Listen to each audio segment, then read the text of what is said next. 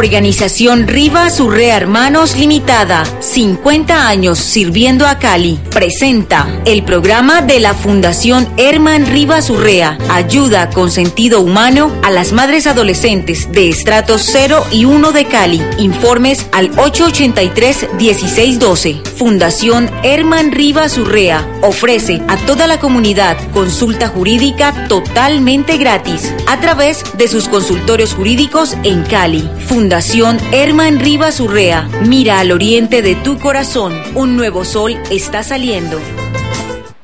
Muy buenas noches, queridos televidentes. Gracias por compartir con nosotros en este maravilloso espacio del Canal 2, Canal de Nuestra Gente.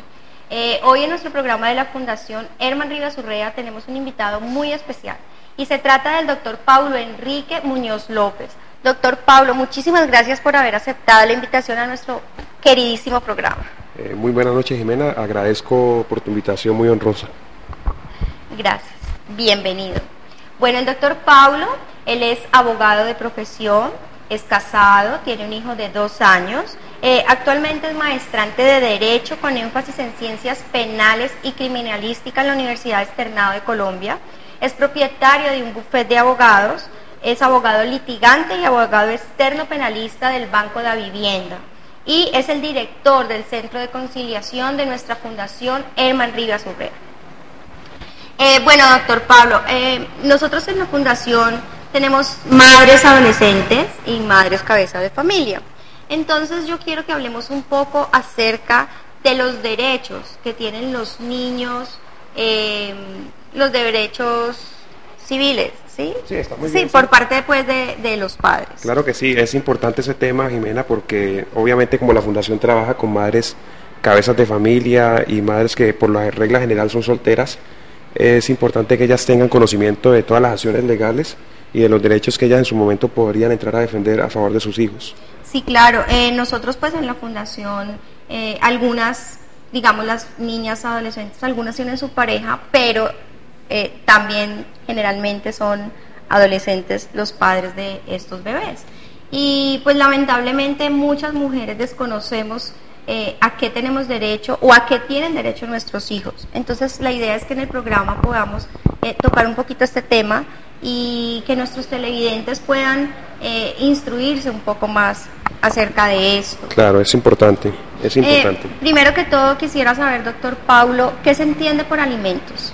Bien, arrancamos por un tema importantísimo y es obviamente el tema de los alimentos, que es de gran relevancia para el tipo de personas con las que trabaja la Fundación, porque entender ese concepto no es como lo entienden de una forma casta, como lo entenderíamos con el sentido común. Por alimentos no ha de entenderse únicamente los alimentos propiamente dicho, es decir, la comida, sino que los alimentos es un complejo general que comprende la alimentación, el vestuario, la recreación, la salud, el deporte, el estudio.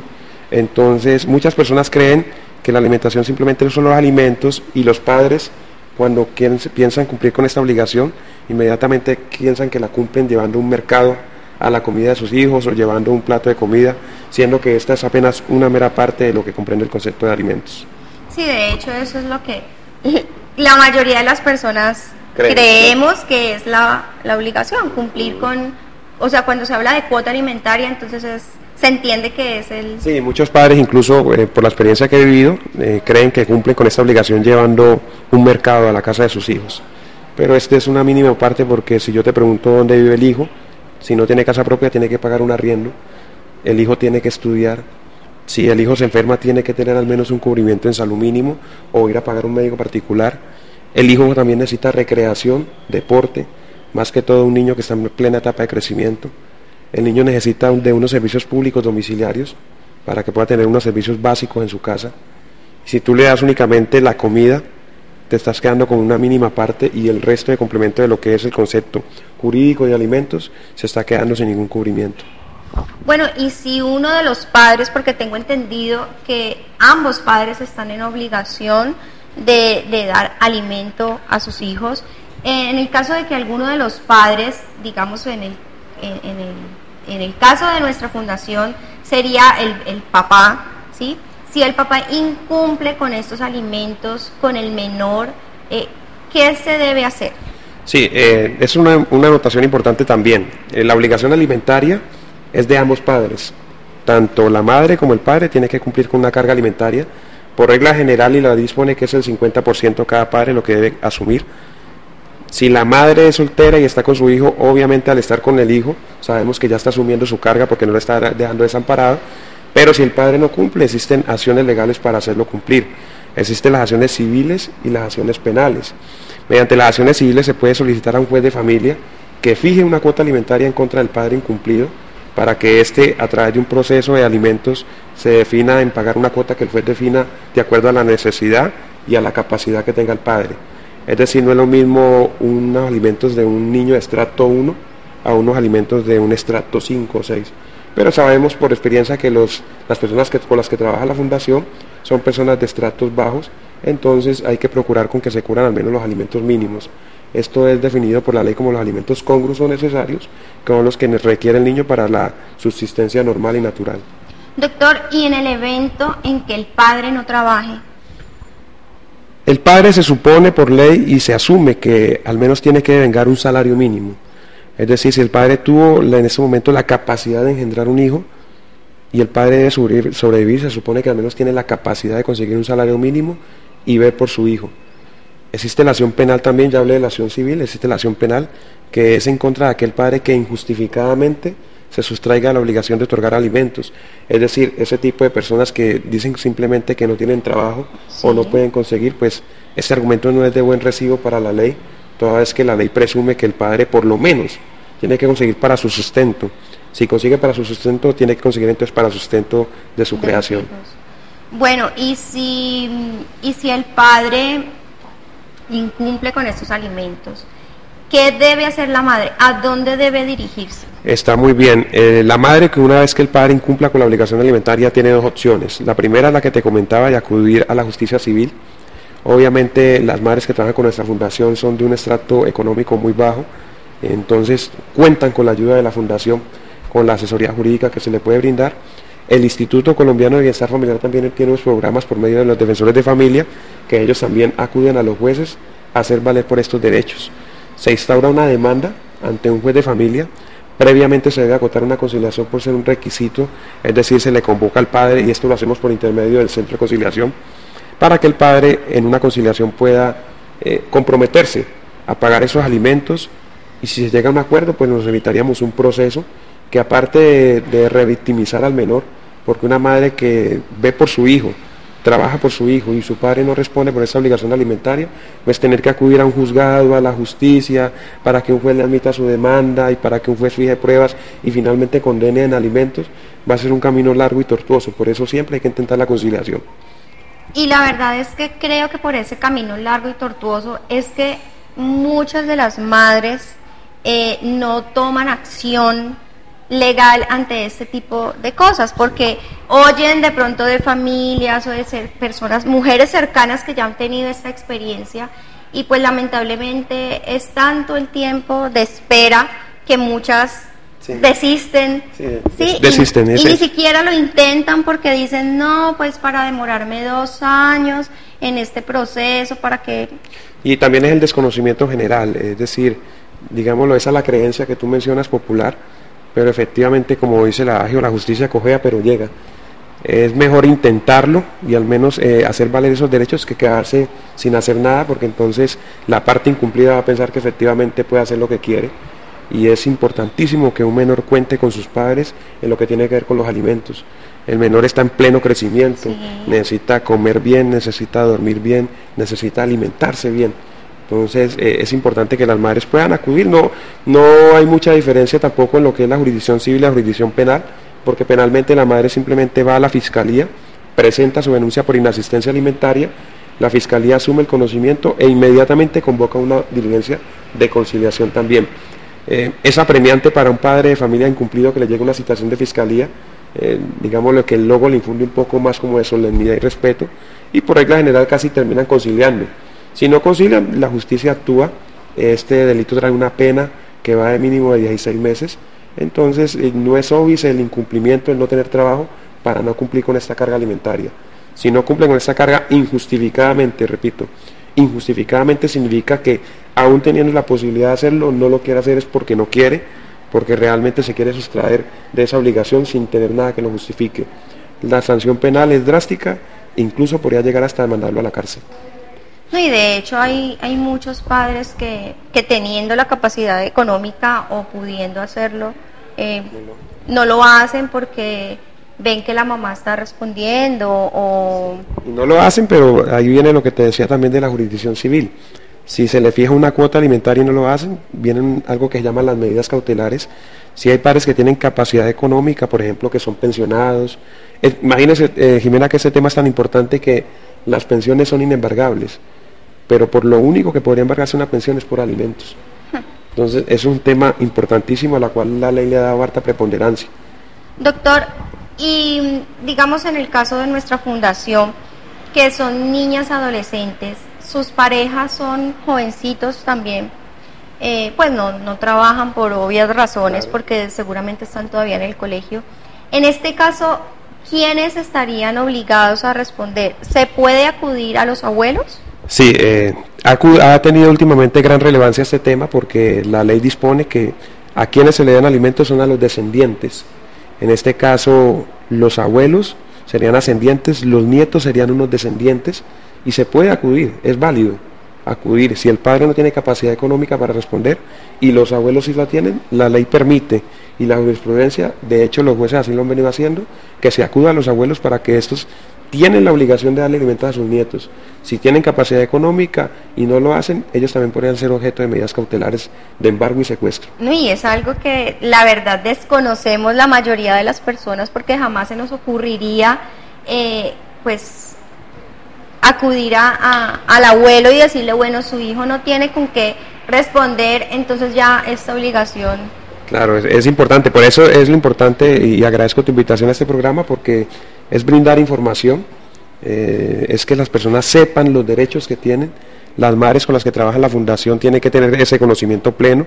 La fundación les brinda la asesoría jurídica y les enseña el camino que deben seguir para que definitivamente hagan valer sus derechos, para que estos niños cumplan con sus deberes en forma debida, para que los padres paguen sus alimentos como deben ser, y para que a futuro tengamos unas personas que le puedan servir a la sociedad, porque esto, digámoslo, se puede ver a un nivel mínimo, pero si lo vemos a un nivel macro, el hecho de que un niño no esté bien alimentado, el hecho de que sus padres no cumplan y respondan, podría generar hasta un problema social a futuro, porque un niño que podría tomar otros rumbos, porque como tú sabes, una madre soltera tiene que trabajar y hacer un doble esfuerzo, ya que está por el niño velando y tiene que trabajar muchas veces para pagar arriendo, para pagar alimentación, para pagar gastos de colegio, y en ocasiones los niños se tienen que ver solos en su casa, y ahí es que podrían tomar otro rumbo. Si fíjate, entonces tan significativo que sería que la madre no tuviera que asumir todos los gastos, sino que el padre respondiera.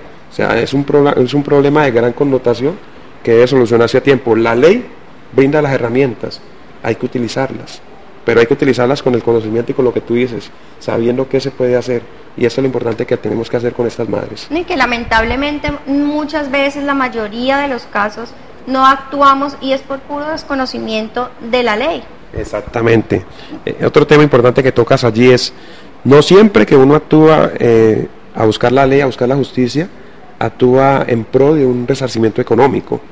En muchas ocasiones uno encuentra personas que dicen que no lo hacen también porque no quieren verse abocadas a pensar que lo está haciendo por el dinero. Las víctimas en el derecho penal tienen 3 derechos: verdad, justicia y reparación.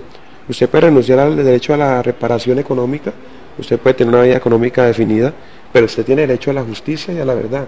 Y el hijo, quien no está viendo que esté cumplida su obligación alimentaria, tiene también derecho a esa verdad y a esa justicia, a que la ley proteja por lo menos y que diga, vea, su padre incumplió, merece esta sanción, así usted no necesita el dinero, pero es la ley la que impone esos castigos. Doctor, y hablemos un poquito acerca de la custodia de los niños. ¿Qué significa? ¿Qué es exactamente la custodia, tener la custodia de un niño? Tener la custodia de un niño es un término también del derecho de familia, que significa que el niño va a estar con la persona que se haya designado, bien sea de mutuo acuerdo o de forma judicial.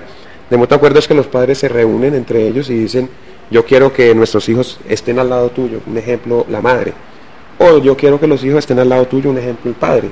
Entonces, el cuidado de esos menores estaría en cabeza de quien se defina la custodia. O un juez, a través de un proceso de definición de custodia, puede decir la custodia la dejo en cabeza de la madre o del padre. Eso depende pues en dónde el hijo esté mejor, en dónde se le brinden las mejores oportunidades y en dónde pueda cumplir su cometido.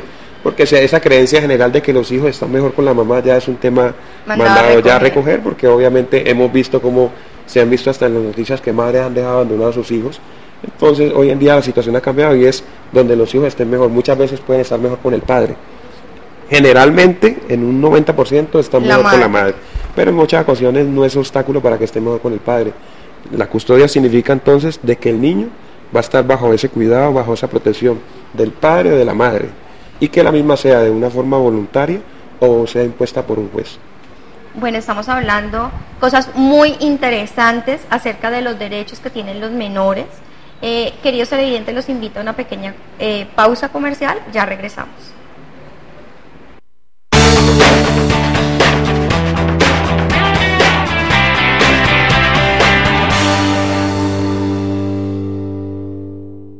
Oído, paren la oreja. En efectivo, facilitamos dinero de inmediato. En efectivo, obtenga microcréditos para microempresarios, empleados, pensionados, independientes y todo tipo de personas. No necesita experiencia crediticia. Venga por su crédito ya. En efectivo, ayudamos económicamente con sentido humano. En efectivo, con el respaldo de la organización Rivas Urrea Hermanos Limitada. ¿Tiene problemas económicos? ¿Necesita dinero urgente? Así es. ¿Cómo lo sabes? ¿No sabe qué hacer? En los almacenes de compra y venta El Prestigio y La Prestigiosa damos dinero inmediato las 24 horas del día. ¿Qué esperas? ¡Tenga! Compra y venta El Prestigio y La Prestigiosa, las mejores compraventas de Cali.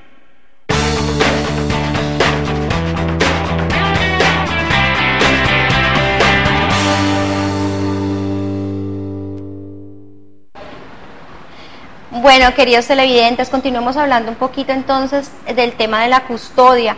Ya el doctor Pablo nos explicó qué era exactamente. Ahora cuéntenos, doctor, ¿cuándo se pierde la custodia del menor? Muy bien, la custodia se puede perder, como lo dije, de manera judicial. Hay unas causales que establece la ley.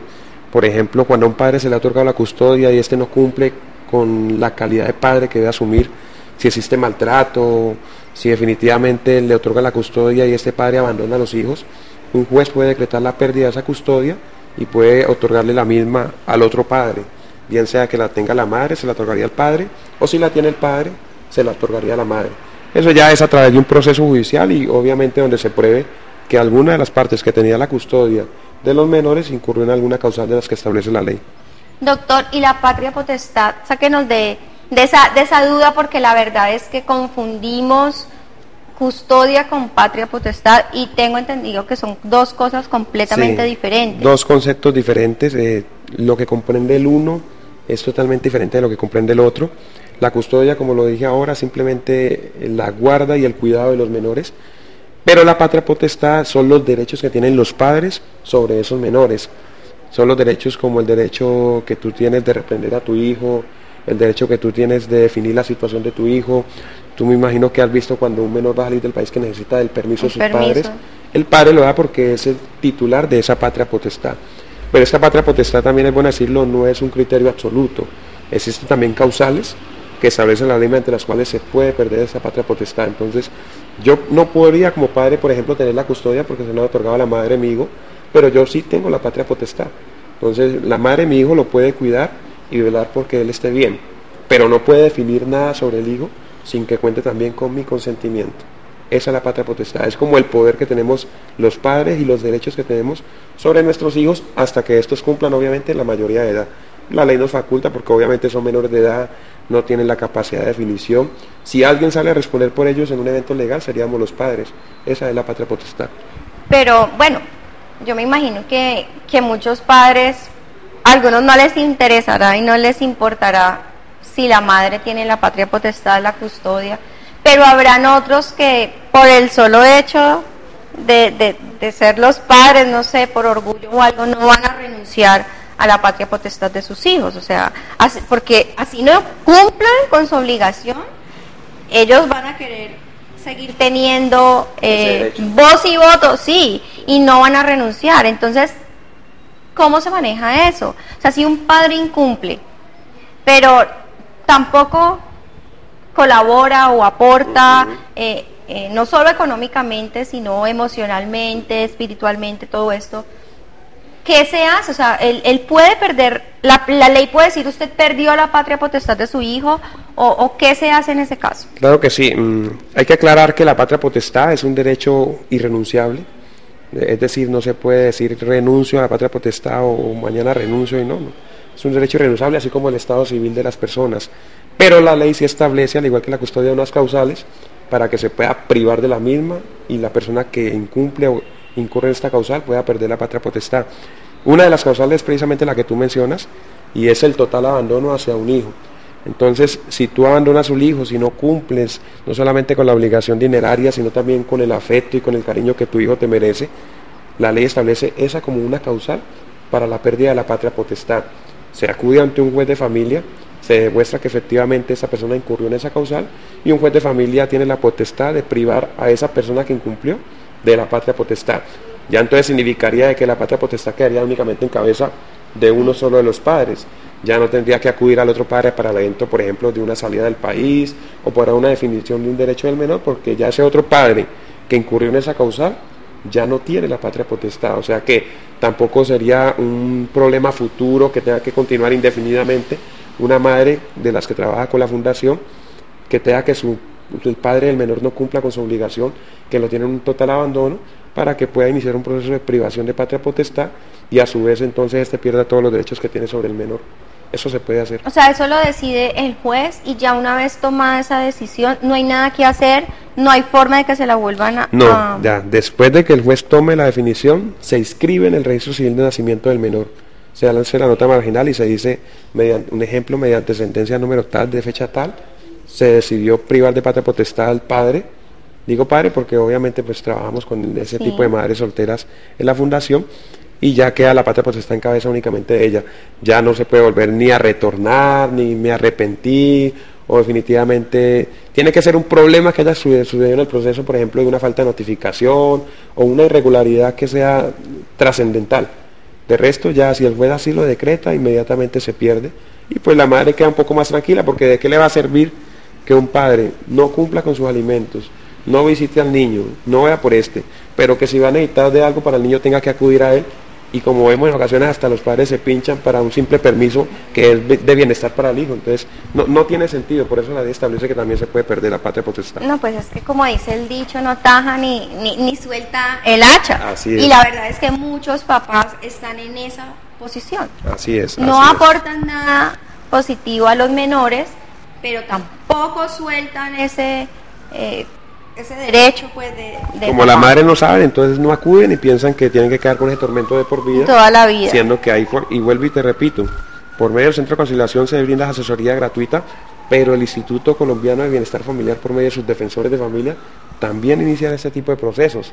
O sea que tampoco es óbice o obstáculo decir, no, es que no tengo plata con qué pagarle al abogado, no tengo plata con qué pagar los gastos del proceso, porque la ley también da facilidades para que usted acuda sin tener que pagar. Están los centros de conciliación para que se haga la conciliación, en el caso de la fundación, que es gratuita para las madres que trabajamos con ellas. El bienestar familiar, que también lo hace de manera gratuita, porque el defensor de familia es un funcionario público. Entonces la madre no tiene ni siquiera verse obstaculizada o decir que no puede hacerlo porque no tiene plata para pagar honorarios, porque en forma gratuita también se adelantan estos procesos.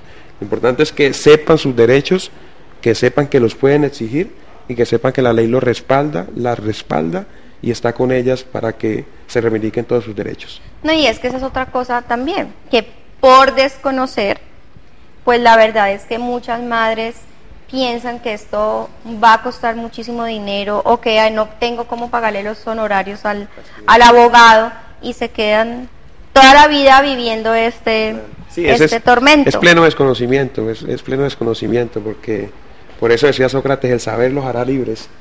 Entonces aquí estamos haciendo este propósito con las madres, explicándoles cuáles son los derechos que tienen. Entonces lo que seguiría para ellas sería que adelantaran lo que se les está explicando, que acudieran a donde tienen que acudir y que definitivamente hagan valer sus derechos, lo más importante, hagan valer los derechos porque están establecidos en la ley y en la propia Constitución.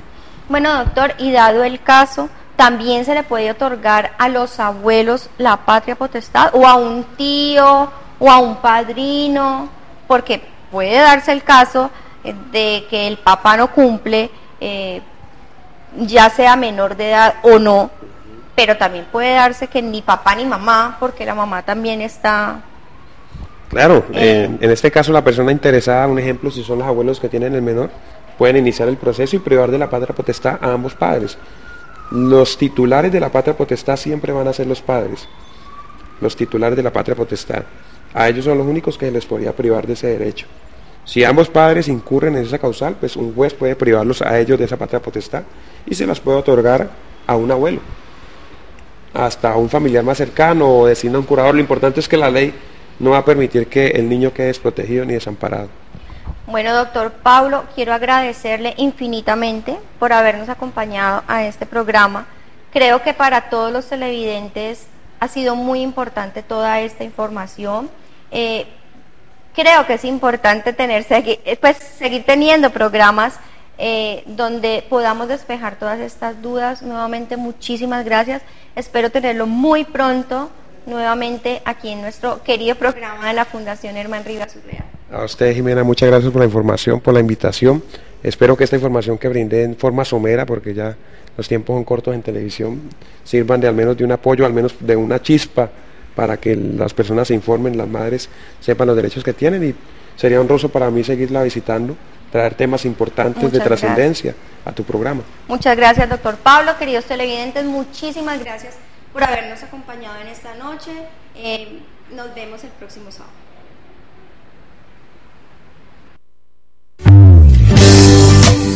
Organización Rivas Urrea Hermanos Limitada, 50 años sirviendo a Cali, presenta el programa de la Fundación Herman Rivas Urrea, ayuda con sentido humano a las madres adolescentes de estratos 0 y 1 de Cali. Informes al 883-1612. Fundación Herman Rivas Urrea ofrece a toda la comunidad consulta jurídica totalmente gratis a través de sus consultorios jurídicos en Cali. Fundación Herman Rivas Urrea, mira al oriente de tu corazón, un nuevo sol está saliendo.